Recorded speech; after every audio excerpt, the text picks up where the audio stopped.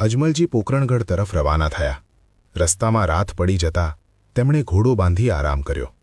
સવારે વહેલી પરોળે જાગતા જ જોયું તો તેઓ પોકરણગઢના પાદરમાં પહોંચી ગયા હતા.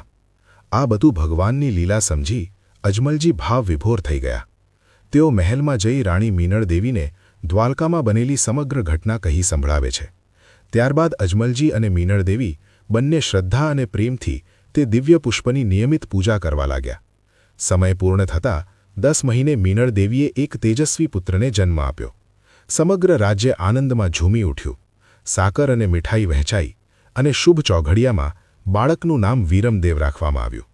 થોડા સમય પછી ભાદરવા સુદ દશમીની મધરાતે સતી મીનળ દેવીને એક દિવ્ય સ્વપ્ન આવ્યું.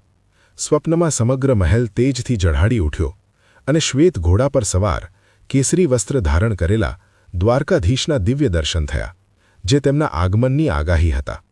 બીજા દિવસે પરોઢીએ મીનળ દેવી ગૌશાળામાં ગયા. ગાયોનું દૂધ દોહી દેગડીમાં ભરી ચૂલા પર મૂક્યું અને ગાયોની સેવા કરવા ગયા. થોડીવાર પછી યાદ આવ્યું કે દૂધ ઉભરાઈ જશે, એટલે ઉતાવળમાં પાછા આવ્યા તો જોયું કે દેગડી ચૂલા પરથી નીચે ઉતારેલી હતી. આસપાસ કોઈ દાસી નહોતી, પરંતુ જમીન પર ઠેર ઠેર કંકુના પગલાં દેખાતા તેઓ આશ્ચર્યમાં પડી ગયા. પારણા પાસે પહોંચતા જોયું કે વીરમદેવની બાજુમાં એક બીજું તેજસ્વી બાળક પારણામાં સૂતેલું છે. મિત્રો, તમને અમારા વિડીયો પસંદ આવતા હોય તો લાઇક કરો અને કમેન્ટમાં જય રામાપીર અવશ્ય લખજો અને અમારી ચેનલને ફોલો કરવાનું ભૂલતા નહીં. બોલો જય રામાપીર.